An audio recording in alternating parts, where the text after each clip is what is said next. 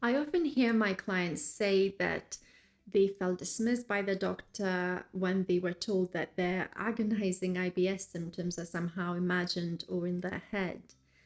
When I dig deeper, it often transpires that the doctor had recommended a psychological therapy to help improve IBS, or mentioned that stress is a known factor to make IBS symptoms worse. Often because of limited GP appointment times or the fact that this subject is quite tricky to explain quickly, many people are left feeling dismissed and misunderstood. The aim of this video is to try and unpick why psychological therapy is often recommended, and that it certainly does not suggest that you are imagining your IBS symptoms or that you have IBS because you're stressed.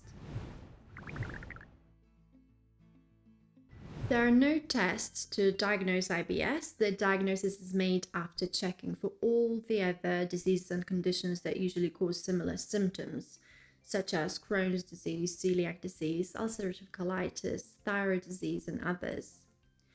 Clients often ask me what's likely to have caused their IBS, and I've done a little video on this topic, but the key point is that there is no single cause, just a number of things that increase your chances of developing it.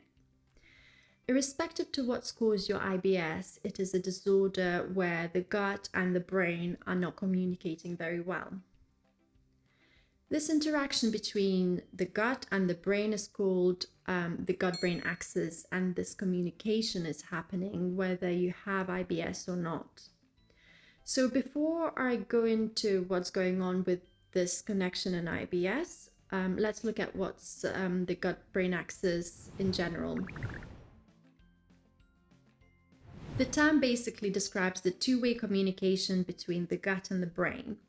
The signals from the brain travel down this big nerve called the vagus nerve, and also via hormones and immune signals to the gut. This means that our emotions and thoughts have a very clear impact on our gut functioning. Perhaps you can remember the butterfly feeling in your belly when nervously waiting for an interview or an exam. Your brain regulates what's happening in your gut by sending messages to it about a load of different things. They start with whether it should be moving food through it, releasing digestive enzymes when you eat, all the way through to directing blood away from the gut to the muscles. These orders from your brain help coordinate eating and digestion, or slowing down digestion to spare the energy and blood supply for when you're exercising. As the name axis implies, this communication happens both ways. So whatever is happening in your gut, our brain finds out about. Our gut will not send all of the information to the brain about what's happening to it, but the brain will know if you need to go to the loo, for example. The two-way communication happens via the nerves and chemical signals, making the whole thing very complex. To make matters even more complicated, recent research is revealing just how much our gut microbes are involved in this, and some researchers believe that they may be the key players in the whole thing. Therefore, you may also sometimes see the term Gut-Brain-Microbiota Axis. So I mentioned before that IBS is described as a disorder of the gut-brain interaction, meaning that this two-way communication is not working very well. In IBS, the issues with communication seem to happen when the brain perceives the messages from the gut in an overly sensitive way. This means that ordinary and very natural digestive processes can feel uncomfortable and even painful. In other words, your brain is overreacting to things that are normal in your body. The sciencey word for this situation is visceral hypersensitivity. So this is a very important point.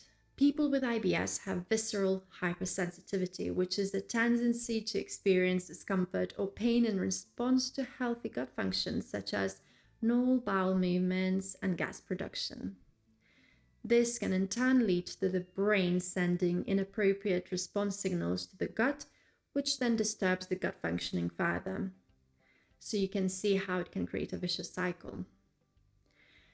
I find that people often feel very worried, and appropriately so, when their symptoms flare up. Not just because it is uncomfortable, but mostly because they believe that there's something very wrong and damaging going on in their bowels. That worry often makes the symptoms worse because of how stress feeds into the disordered gut brain communication. So, understanding that IBS symptoms arise due to the body misinterpreting natural and healthy digestive processes as painful can be incredibly helpful. So, let's go over the key points again. Because the brain has quite a lot of control over your gut, and because your gut has quite an impact on your brain, it is often possible to help reduce gut symptoms with psychological therapies. In other words, you may have been recommended psychological strategies not because your clinician thinks that your symptoms are in your head, but because such strategies are meant to address the issues with how your brain is communicating with your gut. Studies have shown that gut directed hypnotherapy, yoga, CBT, and relaxation strategies can be helpful in improving IBS symptoms. Psychological approaches to IBS take determination, patience, and time, but for a lot of people, it's so important to do. I often recommend thinking about stress reducing strategies alongside the dietary management and other lifestyle considerations because removing the foods that trigger symptoms will provide relief, but will not necessarily deal with the root cause. IBS has many causes and many factors that keep it going, so the management approach needs to reflect that. We need to appreciate the complexities of the gut brain communication, the importance of gut microbes, the role of diet and IBS symptoms, and the long term impact of nutrition and lifestyle on your gut.